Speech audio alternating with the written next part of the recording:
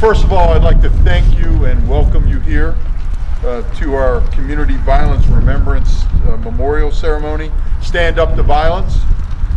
What brings me here and has for the last several years is the event that occurred on this day at 7:57 a.m., our school shooting, where the life of Jaelynn Willey was taken far too soon. In addition, we'll also recognize those taken in violent acts in our community, especially in the last year and a half to 2 years. I'd also like to acknowledge the victims and survivors of violent crimes as well. Some people I'd like to acknowledge, some very special people. It's all of you. Thank you again for being here, sincerely. I would like to thank Dr. Smith and Great Mills High School staff for giving us the okay to do this here today. I'd like to thank our chaplains corps and give them a hand of applause if you would, please.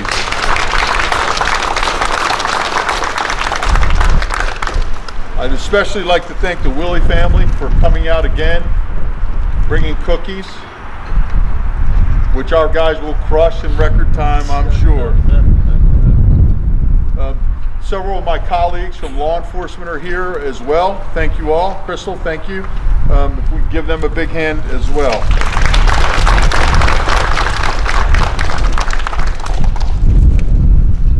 So, in the past week, Charlie Wharton, who you'll hear from very, very shortly, and I have been talking a lot about violence. And I read constantly about violence and initiatives to curb violence in the community.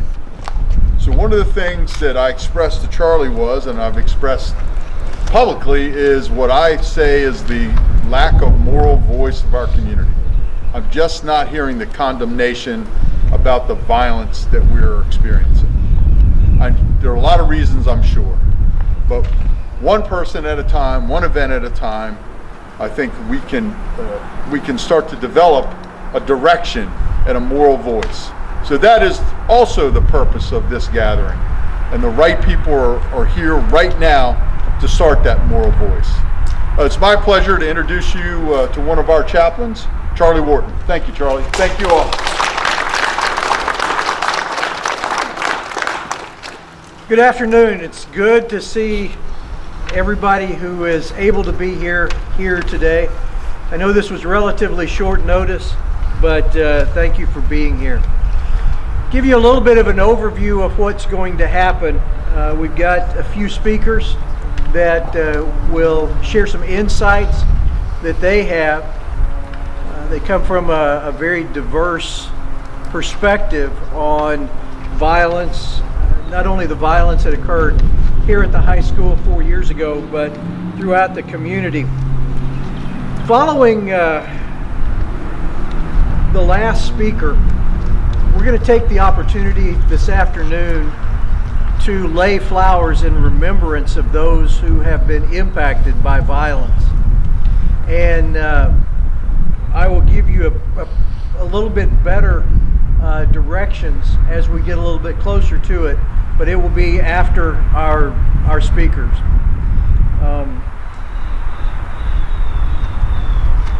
Again, thank you for being here. When we were putting this together, one of the first people we reached out to was Melissa Willey. Of all of the people that has played a role in recognizing violence in our community, she has stood at the forefront, because what happened on that day probably provided her with as much of an opportunity to comment on violence. And so as we get started this afternoon, Melissa, I'm going to have you come up and say a few words, if you would, please.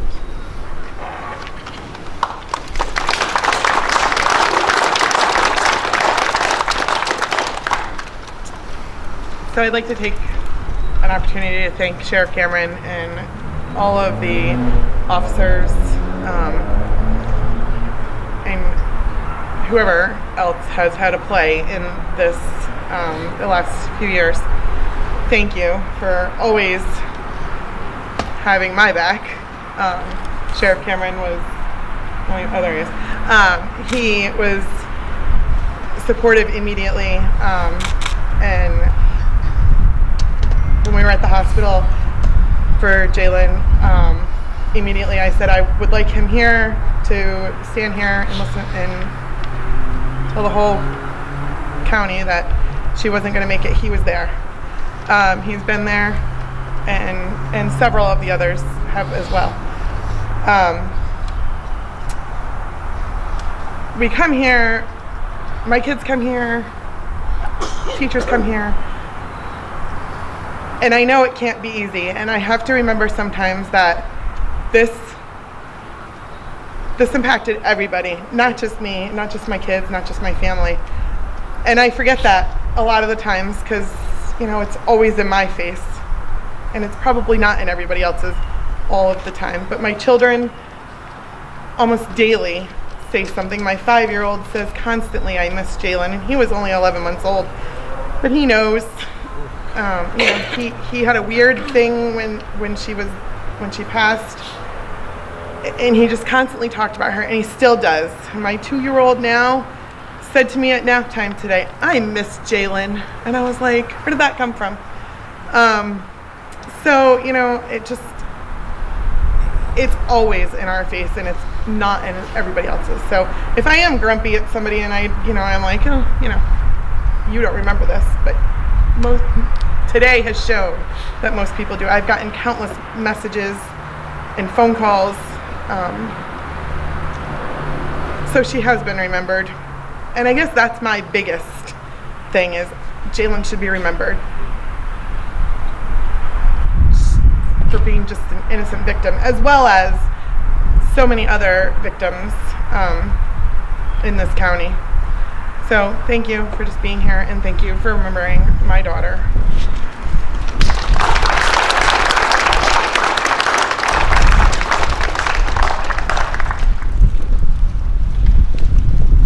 Sheriff Cameron mentioned the St. Mary's County Sheriff's Office Chaplain Corps, and we have 2 of our representatives who will be speaking. The first one is Gwen Bankens.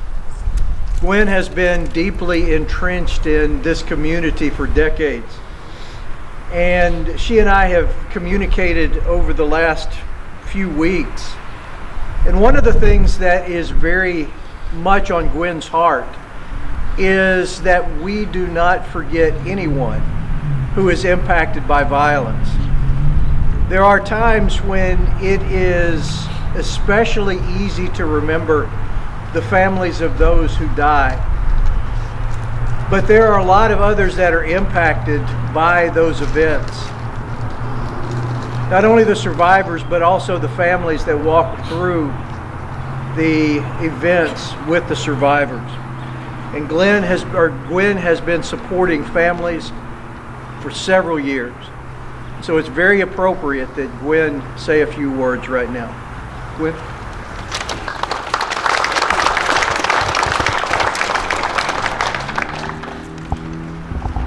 Good afternoon, and I thank you for joining us to take a stand against the violence in our community. Today I speak to you as an individual whose life was changed as a direct result of the beloved community of St. Mary's County. My parents, neighbors, mentors, extended family, church, and community. I believe it takes a village to raise a child and keep them safe, but it also takes a child to keep the community connected and involved. Crime in the United States touched every single individual at an alarming rate. The depth and despair experienced through social media or the daily news of current events is similar to the ripple effect of what everyone witnessed across the entire country following the sniper attacks around the Beltway, the September 11th events in New York, at the Pentagon in Pennsylvania. For the first time in the history since I was born, all Americans became victims and survivors of a senseless act of violence. Our lives have been forever changed. We hear about crimes of violence and we are unable to find the words to describe them. How do you address the unspeakable? One person can't do it. One organization can't do it. Law enforcement can't fix it. It takes an entire community to hold those accountable for those actions. This means speaking up and becoming involved. No matter what your age, race, gender, faith, crime has no boundaries and bullets have no names. Where there is unity, there's always victory. I speak that from my personal experience in this beloved community. We are blessed to have dedicated community volunteers as our first responders in the support of our churches and organizations to support our paid first responders. It is the call to serve, not the paycheck, that makes the difference. For a community to be whole and healthy, it must be based on people's love and concern for each other.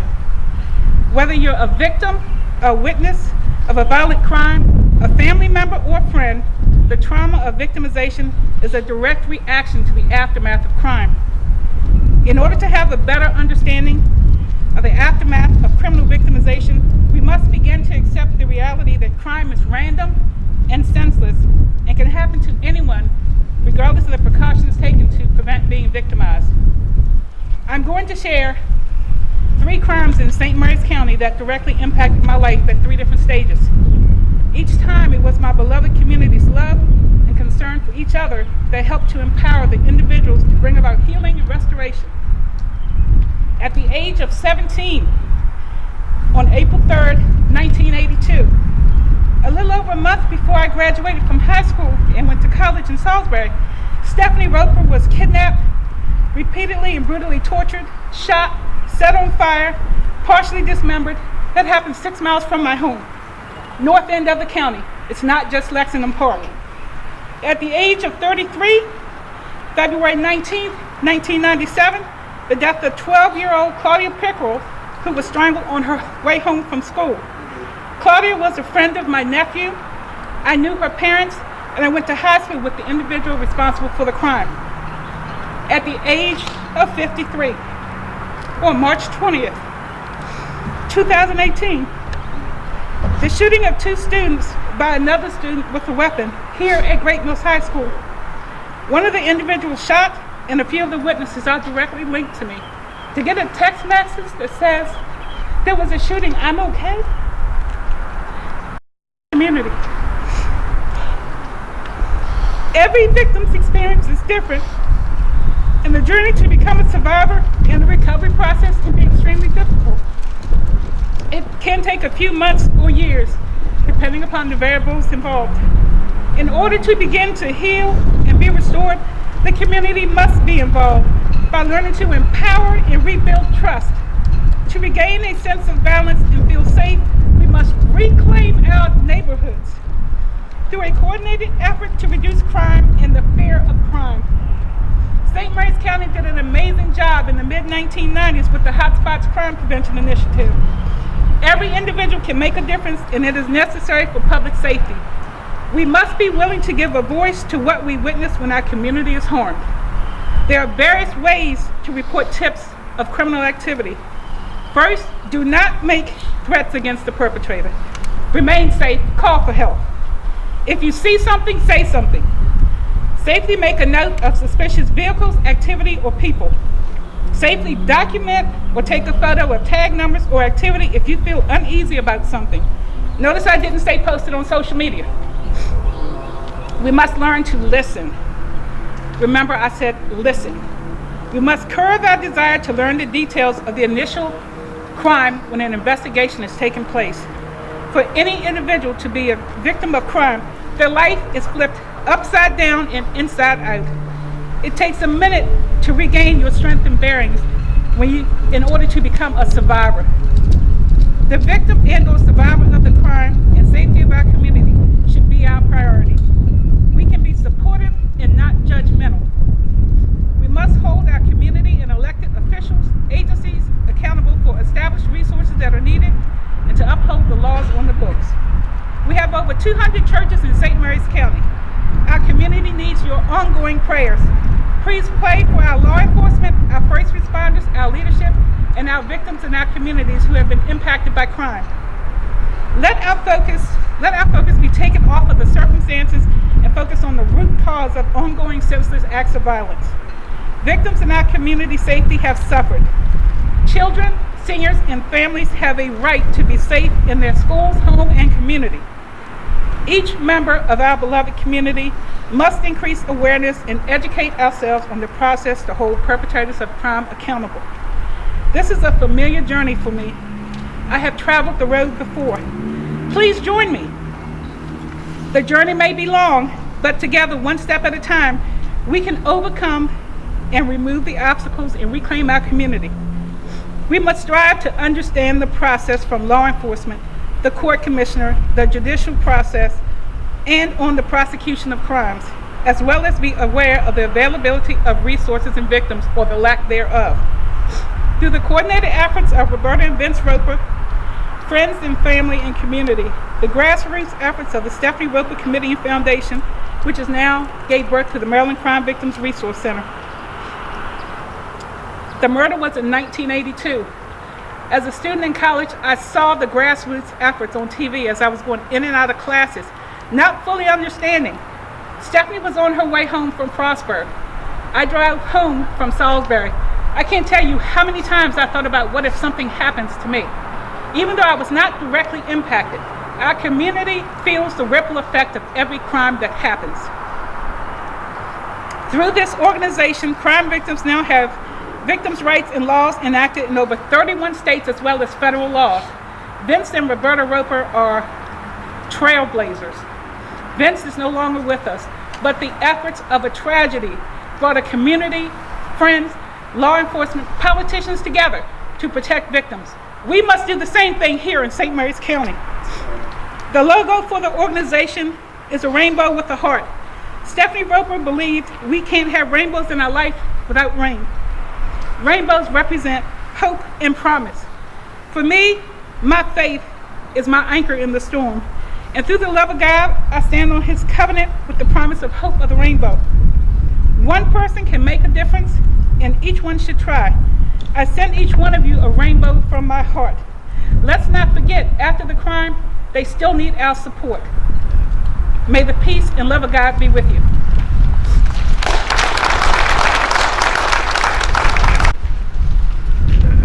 As I think back on March 20th, there's certain faces that are stamped in my mind. And one of those faces is Chris McCombs. We do not always get to choose who we minister to. And Chris has done an incredible job of ministering to our community.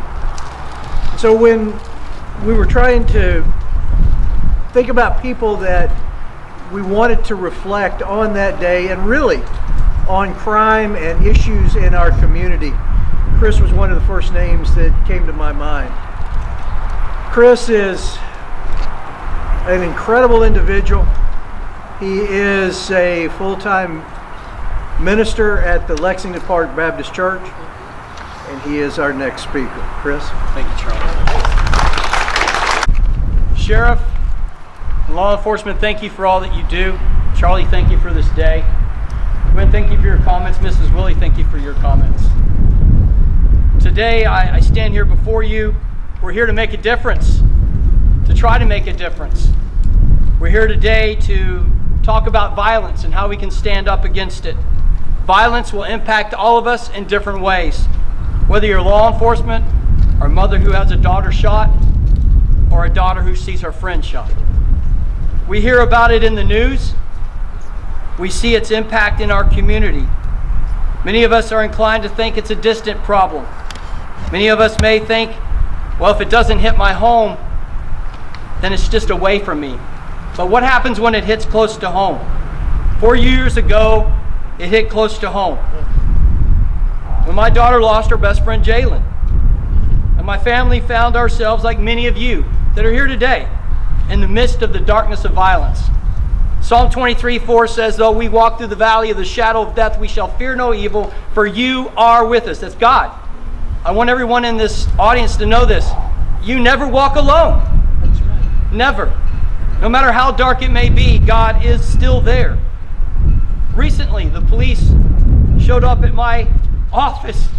That's never a good thing, by the way. And they said, Pastor Chris, we need your security tapes. Because a daughter and a mother had been killed just a block away from my church. It hit home. It's close. The place that I lead worship, a block away. I believe the officers that day that found those bodies will never be the same. Can't even imagine what they would see from an act of violence like that. It becomes real when it hits home. And violence is in our community too. It's not just other communities, it's also in St. Mary's County. So what can we do? As a pastor, I believe it's our right, and I'm grateful to stand on school property. I'm going to talk about the Lord for a minute. It's always right to turn to the Lord. Amen. It's always right to look for Scripture for guidance. And if we're going to stand up against evil, we need to stand on the Word. The evil of violence is real, but so is our ability to stand up. Psalm 11, 4 through 7. The Lord is in His holy temple. The Lord is, His throne is in heaven. His eyes watch. His gaze examines everyone. The Lord examines the righteous. He hates the wicked, and He hates those that love violence. Think of that. Let Him therefore rain burning coals and sulfur on the wicked.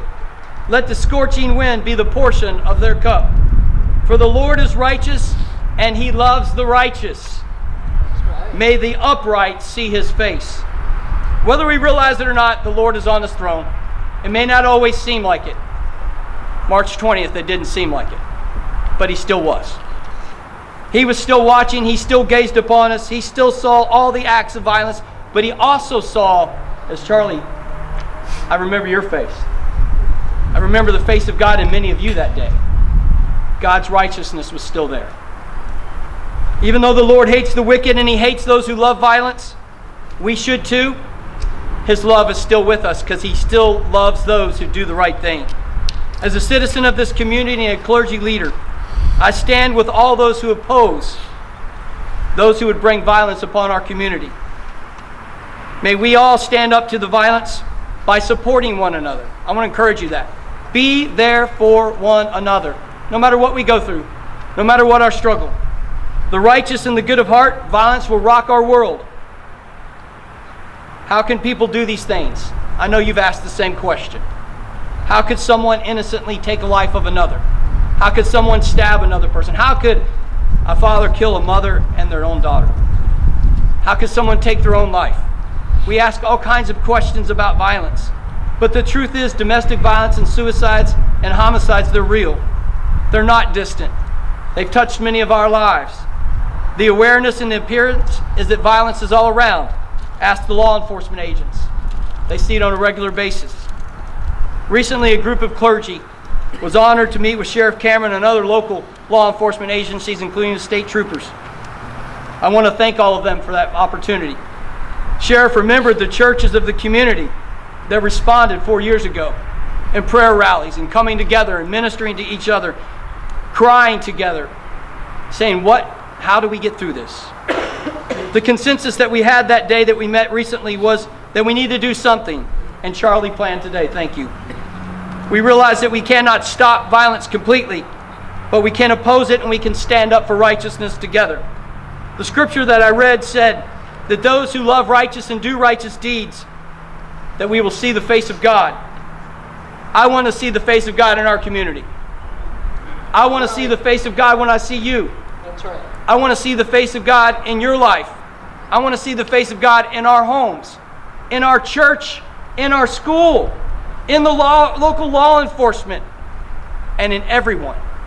I want to see it in our community. The only way we can see the face of God is if we are the ones that are upright, standing for righteous. So in this moment, when you see someone stand for what's right, know that you just saw God's face. Thank you for your time. I mentioned that we have an incredible chaplain's corps and me.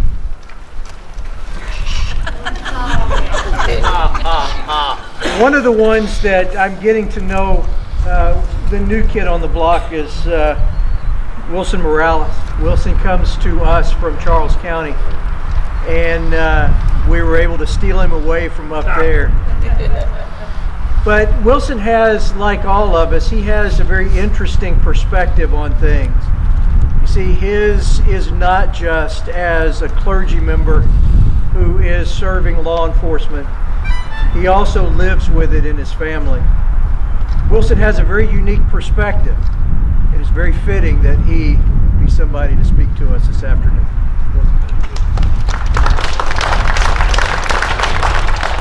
Can you hear me in the back? I'm the youngest of 13, so I've learned to speak up for my food. One sister, firstborn, and 12 brothers. Born and raised in the city of New York. I want to thank Sheriff Cameron. Thank you for leading. That's what it takes. So I want to ask a question, but I do want to say first, Dios le bendiga siempre a todos. That is Spanish for God bless all of you always. You see, there's a book by Jordan Peterson. It's called 12 Rules for Life. And his premise of the book is simple. He says the micro will always impact the macro. So when we have national violence and statewide violence and local violence, and it finally hits home, it's the micro element that must provoke change. You, community, us. I know violence firsthand growing up in New York. I was honored to be a chaplain at the Twin Towers the night 24 firemen were found.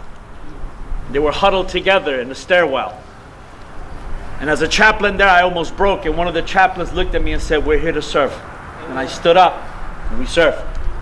You see, a wise man once said, if you want to be a great person, learn to wash other people's feet. That wise man's name is Jesus Christ. A Jew from the hood in Israel, Nazareth. When I went to Israel and we pulled up to Nazareth, the tour guide said, "Folks, we are in the ghetto." And I go, "Yes!" My man Jesus. Fascinating. So I just got a simple question, then I'll wrap it up. How do we face a painful, chaotic moment where disorder is the norm? Utilize the programs. Yes, sir. I'm going to give you 3 R's. I've learned these the hard way. Of the 18 friends I had growing up in New York, only 3 of us are alive. The rest were shot down by 25. You see, violence macro, it's all right to see it on TV till it comes home. It's here. 3 R's. Number 1, remember. You heard mom today. Remember her daughter. That's what we're doing as a community. The act of revisiting and never forgetting what brought us here. Because if we don't learn from our past will repeat itself. Number 2, regroup. The power of community. Gathering together here and saying, now what? Micro elements eventually become macro elements. I love you, St. Mary's County. You're amazing how you're coming together. And number 3, resolve. The power of change. Time to make some changes, not talk about it. I know of a lot of friends, thank you. I know of a lot of friends who plan to go on a diet.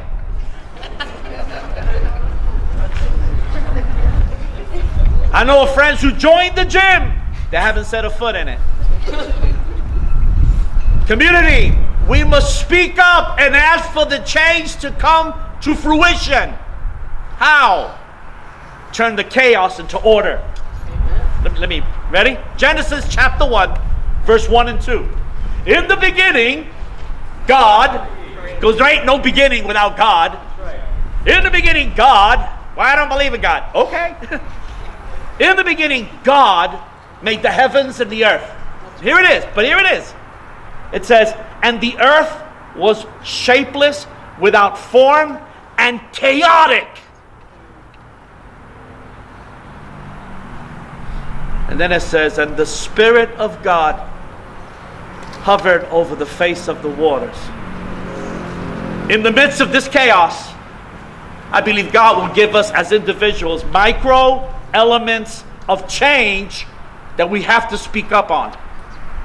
And the chaos produces a beautiful change and new order. That's what we must strive for as a people. It is my honor to serve you. To be great, we serve each other. That's where greatness is found. God bless you.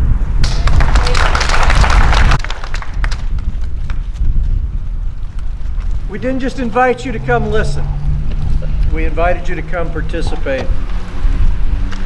In just a minute, we're going to have Mrs. Willey and her family come and lay the first of our flowers in remembrance of the victims of violence. I would like to ask if you brought flowers, or if you would like to just walk up and have a moment of reflection. If you will start lining up right over here and just walk past, drop your flower, and then go back this way.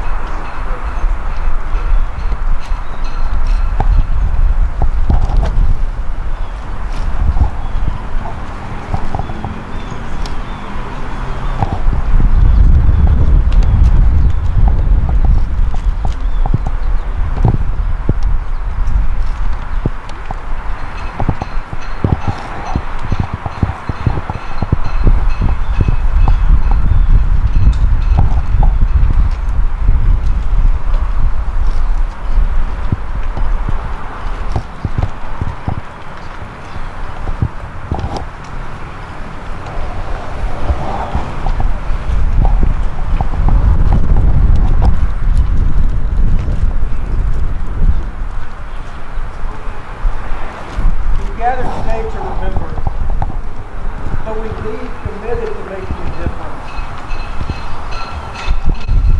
Really feeling bad about the impact of violence has had on our community. Because the feeling of feeling bad makes no difference.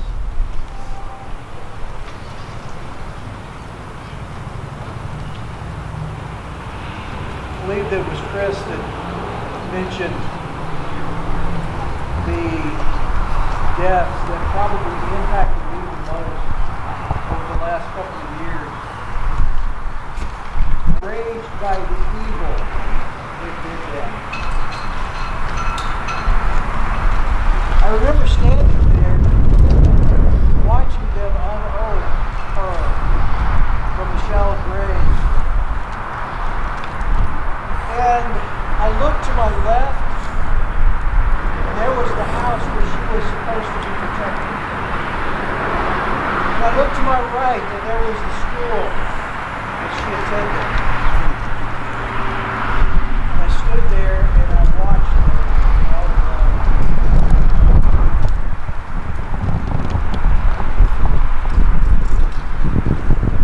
I've never seen that.